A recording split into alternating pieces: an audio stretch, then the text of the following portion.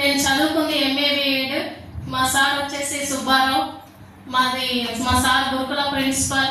23 సంవత్సరాలు సార్ మా సార్కి జాబ్ వచ్చి 6,000 నుంచి 1,40,000 రావడానికి 23 సంవత్సరాలు పట్టింది. నేను కూడా చదువుకుంది ఎంఏ బిఎడ్ కాబట్టి తెలుగు లెక్చరర్గా గురుకులాలలో పనిచేశాను.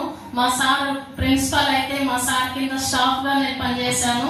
8 సంవత్సరాలు పనిచేస్తే అక్కడ నాకు 14,000 నుంచి 32,000 రావడానికి 8 సంవత్సరాలు పట్టింది.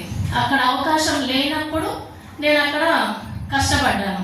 ఒక అవకాశం నాకు 5 years బ్యాకే మాకు వెస్టర్న్ ప్లాట్ఫామ్ ఎంఎస్ఆర్ గురూజీ రూపంలో వచ్చింది. మా సారు ఎంఎస్ఆర్ గురూజీ చెడ్డి దోస్తులు అయినా గురూజీ వచ్చి చెప్పినప్పుడు మా సారు వినలేదు. ఎందుకంటే ఇద్దరికి కలిపి 1,70,000 వస్తున్నాయి. సబ్బులు షాంపూల గురించి ఇంటింటి తిరిగి ఎవరు చెప్తారు? మాకేం అవసరం? రేపు రిటైర్